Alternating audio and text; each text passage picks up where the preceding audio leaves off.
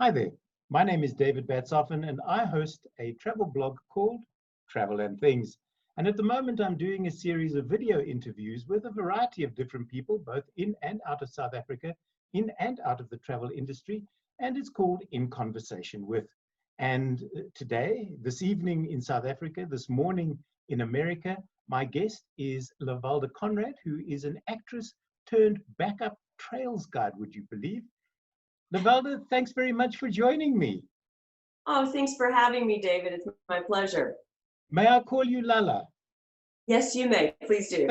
Thank you so much. Everyone calls me. Where do we find you in lockdown? I just sold my house, in fact, just before the lockdown occurred. We went through escrow during the quarantine. Right. And my house is in Los Feliz, now sold. I moved to the suburbs. I'm living in an apartment now on my own in the suburbs of LA called Valencia. Okay. So I'm north of LA proper.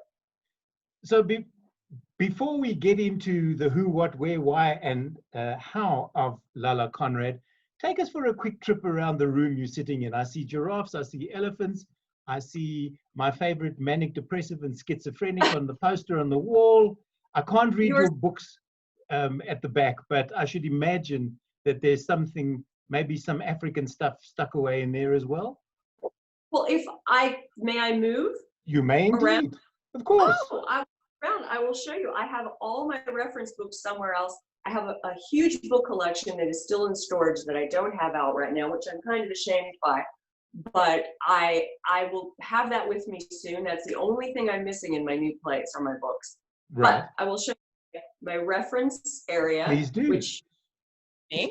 So this, I've sort of recreated the bush in a small way in my little area. Okay. This is my office, and these are all my reference books that I have to remind me and to keep me up to date, because you know, here in quarantine and not being in the bush, one loses one's edge when it comes to being a good backup. So I should imagine. Now, I did mention at the beginning when I introduced you that you were an actress. Would you have been in anything we knew or we have perhaps seen on the big screen? Unfortunately, possibly, because I wasn't in, shall we say, the most qualitative type shows. I did mostly television. I did a couple of slasher films for Stephen J. Cannon, they know. But I had some television series in the mid-90s, one called High Sierra Search and Rescue, which that I worked with my late ex-husband, Robert Conrad, and also D. Wallace Stone from E.T. fame, and Jason, and quite a few other really wonderful ensemble actors, and then did a lot of guest spots on network television, so like television. Were you mentioned slasher movies? Were you the young lady in the white T-shirt that always dies in the first 3 minutes? Unfortunately, David, it came to me late in life, so I was the mother. I was the mother of the stupid girl who always runs and falls down. That was me. Those slasher movies are so predictable, Lala, because you can, because of the way and it's normally the women that die first, but you normally see the one in the white T-shirt is definitely the one dying first, and after that, I think they just pick straws and go, who's next? Who would like to die next? Exactly. Or if someone says, I'll be right back, you know they never will. I was chatting to some people here who we've just finished wrapped a TV series here in South Africa called Still Breathing, which is a beautiful, beautiful series. And I was talking to the director and the writer, who are husband and wife. And we were talking about how you get written out of a TV series. And in South Africa, and maybe you can tell me about the States, in South Africa, if your character goes to Cape Town, then you know that you're not coming back. That's hilarious. Sort of, where's Bob? no, he's gone to Cape Town, and you know that that character is finished. That's code over. It's over. He's Yep. never coming back. Get Oh, your picks wow. up and leave. Well, fortunately, I was never written out of any series. My series all got so they all got canceled. So in fact, we were all written out. So there was never any reason to go to Cape Town. At the end of the day, I suppose you must be glad to be out of the industry, because given with the lockdown and all of that, anything that is in production at the moment may not be back in production until the latter part of next year. No, it's true. It's very true. However, I still have that sort of actress gene that's in me, that every time I pass a crew working, which I haven't done for quite some time because of the quarantine, but I'll pass a crew, I'll see all the trucks, and I'll think, oh yes, yet another movie that I'm not in. Do you look for the director's chair and just surreptitiously drop a business card? Drop my pick and res, just sort of in the general list.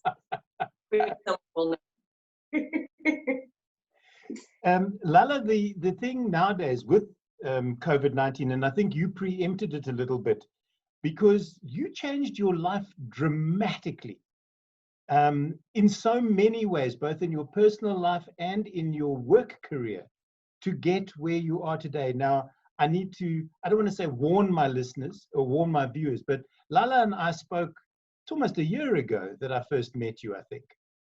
Yes, it's been a while. And that you very kindly, I took one look at you and I thought, there's a story here. There is a story. This woman has something to tell me, and boy, did you have a story to tell me. And you shared it very freely. And I think given the set of circumstances today, and given the Jeffrey Epsteins and the Harvey Weinsteins and even the Woody Allens of this world, I think your story will resonate with a lot of women. So I'm going to ask you to share it again, and you can stop and start because of the time delay. If I feel like there is a question, I will raise my hand so you can see it rather than try to break in. So please, if you would be so kind, share your story. Lala Conrad, then and now. Oh, wow, David. Oh, wow. Well, thank you for the opportunity to do this. And I feel that so many women were and are in the situation that I was in. And particularly now, I just want to preface it by saying, I feel my heart goes out to women who are in domestic violence situations right now because of the quarantine, because they really have no way of getting help and getting away from their captors, if you will, because it is an imprisonment. Domestic abuse and domestic violence is tantamount to living in a constant prison in your daily life. And so many people are uncomfortable by it. It's not a black and white situation. It's very gray where other people are concerned. So my heart goes out to any woman who is in a situation where she's being abused, either verbally, physically, emotionally, in any way. And I hope and pray that those women, public safety alert for another curfew. Okay. Another curfew was just announced due to the violence we're having here. Okay. George Floyd death, which is another subject we can actually. It's so much is going on here in the U.S., particularly in Los Angeles. So much to talk about, David. Indeed. But I'll share with you my story. I was raised by a single mother. My parents divorced when I was 7. There was a lot of violence in their relationship, which I was privy to. I witnessed a lot of abuse there, on both sides, from my mother and my father toward one another. And so it normalized that for me in a way that was internalized, and I wasn't really aware of it, but yet it seemed familiar. So that when I met my husband, the man who was to become my husband at 17 years old, his violence and his abuse seemed tolerable. It was something that I had experienced before, so it didn't seem that out of the realm of the ordinary. Well, so I sort of turned a blind eye to it because of his charm and his way, and he was one of the most charming, sort of overpowering in a social and intellectual way as well as a physical way, person that I had met up to that time. And he was 25 years my senior. So there was a control imbalance from the very beginning of the relationship. In any case, to move forward from that, I was in an abusive relationship for 31 years. And instead of, what I will tell you about that is, people say, well, why didn't you leave? Why? Yeah. All of those that people ask.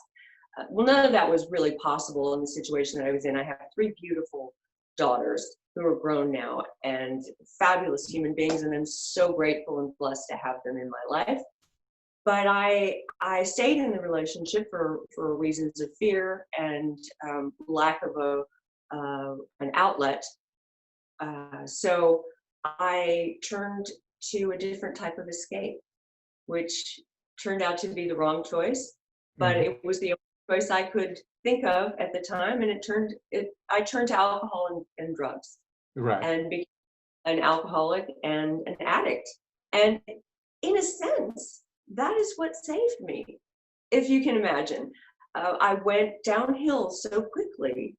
My 3 daughters were so concerned about me. They knew I was in possession of illegal drugs. They called the sheriff's department to come and have me arrested because I weighed 98 pounds, had no hair. They knew that I was near death, and I wanted to die. I just didn't see another way out. And I'm ashamed to say it at this point in my life, because life is such a gift. It is such a gift. And I urge anyone who's in a desperate situation, it won't stay that way. It will not stay that way. There's something you can do, and you can get help. But for me, I didn't see a way out at that time. They called the sheriff's department. I was arrested, charged with felony drug abuse, drug possession, and being under the influence, and I had several charges. Went to jail, I was incarcerated for 5 days before I was actually charged. And during that time, I sobered up. I woke up, and I thought, what am I doing? What is happening? So I decided I want to live. If I have to live, ironically, if I have to live in a tent for the rest of my life, I'll get out of this relationship. Funny you should say that, because you get what you wish for, Lala. Exactly. And I couldn't be happier. So now I spend as much time as possible living in a tent in South Africa and Botswana. And it is my joy, and it is just the greatest thing that I've ever done for myself. But my daughters actually saved my life by sending me to. I've seen your arrest picture, because you told me where to go and look for it. You weren't hiding it. I didn't need to Google in any depth. And I mean, it's from what you look, the way you look then and the way you look now, you are 2 totally different human beings. I am, on the outside and on the inside. I'm freed from all of that. And it goes to show anyone who has judgment about people who are addicted to substances, it can happen to anyone. Yeah. It runs across all socioeconomic planes. It doesn't matter who you are, what your background is, what your interests are, what your education level is. It can happen to anyone who's in a desperate situation, as it happened to me. And when you came out of jail, did you and your daughters sit down and they said, Mom, things have to change? And you said, funny you should say that. I'm going to South Africa to pick up a rifle and become a trails guide. Well, no, it took a bit longer than that, because what happened was I knew I couldn't go back home in the situation I was in. Everything had to change. So I filed for divorce, and went and lived in a sober living home for 11 months during my divorce.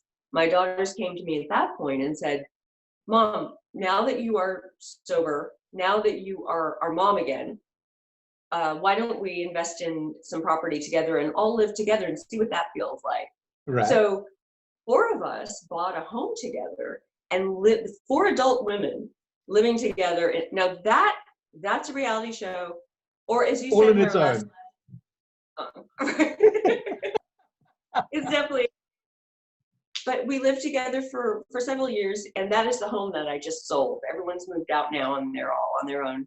And so I just sold that home that we shared, and sort of, it was a gift to me. I got to live with and know my daughters as women in the world. It was such a blessing. So at what point did you think to yourself, I've divorced my abusive husband, whom I believe has subsequently died? He did. He passed away while I was in South Africa, actually backing up. He passed away February 8th, and I was able to leave and come home to be with my daughters on the 17th. Had arrangements straight back, and of course the COVID-19 lockdown happened, and so I'm now here just waiting in my uniform, hoping to come back as soon as possible. I have to tell the viewers, when just before this chat happened, Lala and I were chatting on WhatsApp, and I said to her, "Are you wearing your eco training shirt?" And she said, "No, it's packed away because I'm waiting to get back to South Africa." And then she went, "Hang on a second, I will go and find it and I will put it on." Because you are in a similar position to me, because I came back from eco training from their Tourvest site, went then to Welgevonden for 3 days to write an article, and then lockdown happened. So my suitcase is standing packed and ready. All I've literally got to do is pick it up and put it in my car. But I ain't going nowhere, unfortunately. I'm a non-travel, as I said to somebody said to me, "What are you doing at the moment?" I said, "I'm a non-travel travel writer," and I'm proud of it. It's a tough gig. Having to come up with content on an almost daily basis, and all I've got is these 4 walls and that stuffed animal behind me. Well, and a lovely stuffed animal she is. Is it a girl? He is indeed. It's a Gracebook that I was gifted. I didn't shoot him, in case people are wondering. He was gifted to me by a friend, and he now lives on my wall. Beautiful. You have a giraffe. I have no real animals, only paper mache. That's fair enough. I have a paper mache on the other wall. There's all sorts of things. Oh my goodness me. What they're going to do is they're actually going to cut this call in 10 minutes, Lala. For some reason, this is new. So let's skip very quickly because they want me to upgrade. And let's see, I don't think I can upgrade now. I pushed the button. Let's see what happens. This is the first time it's happened to me. The last time they just went, "Don't worry about it," and just keep going. So we'll keep going and see what happens. I'm hoping they'll give me another warning. So how did you get to being a trails guide? Well, I'll try to make this I'll give you the truncated version. Okay. I had gotten very depressed. I won't get political, but after the election, right. I was depressed and was on my sofa trying to figure out what I was going to do next with my life. I had been working on cruise ships acting, and I thought, that's not really what I want to be doing. And I said to myself, what is the one thing in my life that I haven't done that I've always dreamed about doing? And I started looking at Africa, everywhere in Africa to begin with, but mainly South Africa. And I thought, I'll go on a safari. That will be, and I thought, okay, that's 2 weeks of my life, and then what? And I thought, wait a second, I don't want to go on a safari. I want to be a part of the process of the safaris and go on safaris every day and live in the bush. And it sort of evolved from there. It was like, what are my goals? And my goals were to stay there. not to go and visit there. So I was to find eco training, which was just an amazing experience for me. I did my field guide course to begin with, and then subsequently did my backup trails guide course, and now I'm working at eco training as an apprentice guide. I think they've changed it from trails guide to apprentice trails guide. So that is my title now. You remember this? Ah, yes, I do. Oh yes, the kudu horn. Are you gonna blow it for us? I'll try if I don't wake the neighbors and scare the hell out of my cat. Let's be in solidarity, shall we? Ah, okay. You have one as well. I do. Mine is silent though. There you go. Well done, you. Well done, you. Mine isn't going 101. So where to for you from here? Are you going to? I'm hoping that you're going to come back and continue to trails guide here. I'm definitely planning to. I'm in touch with Jax, and hopefully I will be. I just sent a message to her the other day and said, put me at the top of the list, because please, I want to be on the list, because I want to be called as soon as it's possible to return. So I was on my way to Pridelands when I was called away. Pridelands is one of my favorites of the eco training camp because of the water hole. And that's probably the closest I've ever been to a large bull elephant. He was less than 2 meters from me.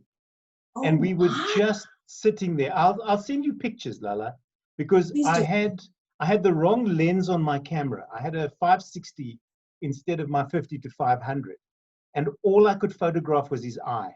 That's the only thing I could get into focus. Nothing else. That's how close he was.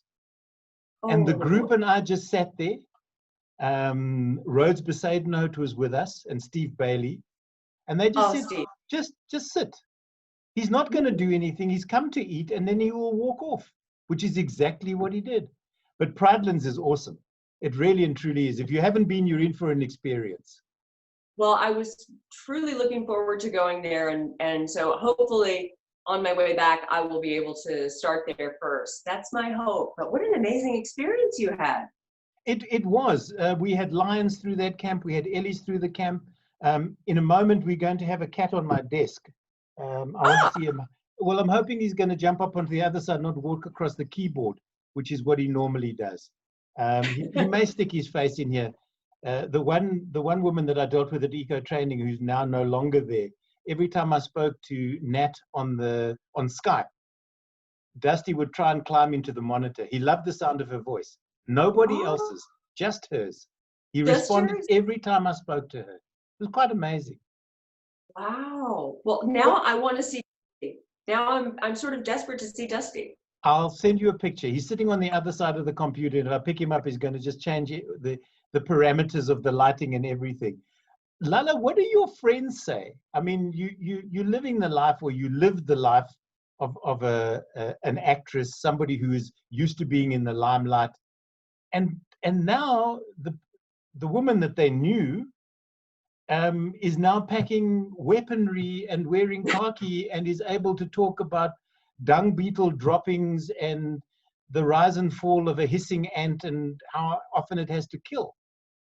Well, to tell you the truth, they're amazed on the one hand. On the other hand, I have trouble getting them interested in coming to see what I do. I'm turning here, and I was hoping that I could have everyone come and do an eco quest or a safari and have me back up for them. Mm-hmm. And there are two of my daughters who are just absolutely, completely enthused about it. One daughter who says, "Are there bugs? If there are bugs, I'm not coming." Right? And my fiance, who's sort of on the fence about it, wants to know what the mattresses and the sleeping situation is like. Listen, your fiance worked with Charlie Sheen. Why is he worried about mattresses? Exactly. He's been through hell, hasn't he? Exactly. He's seen the apocalypse. What's the big deal? Exactly. Yeah. So what is, for people who are maybe thinking about this, thinking, here's a huge job, a huge career change for us. What is the typical day in the life of a backup trails guide? Well, I wake up at 3:45 every morning. Go and supervise the GD team as they're doing their coffee and putting out the breakfast, making the coffee, boiling the water, doing that sort of thing. And I do their vehicle checks with them, which reinforces everything. I've learned so much about so many things that I didn't think were part of what I would be doing. And then we get ready, we go out for our morning walk. And then in the afternoon, we do an afternoon walk. Sometimes it depends. If I'm the only backup in the camp, I have more camp duties to do, but I don't mind that at all. Whatever I have to do, I love to work with my hands. It makes me feel good inside, and whatever I need to do to be able to be in the bush is what I'm willing to do. I find the work fulfilling. Everything that I do, whether I'm cleaning a fat trap or washing a vehicle, or going on a garbage run or a grocery run, I love every moment of it. Every moment.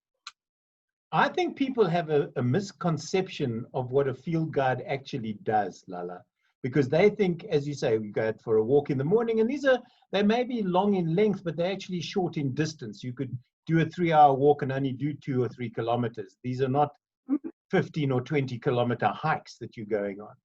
And then they think when you come back, you have breakfast and then you go and lie down for the rest of the day until they see you again in the afternoon. But as you pointed out, and fat trap duty, I know I've stood and watched. Luckily, I didn't have to participate, but I photographed, and it's not pleasant at all. It makes you appreciate every meal you eat. As they say, I would rather have my tonsils removed with an oyster fork than have to do fat trap duty. But now, honestly, yeah, anything that affords me the opportunity to be in the bush is a privilege for me, truly.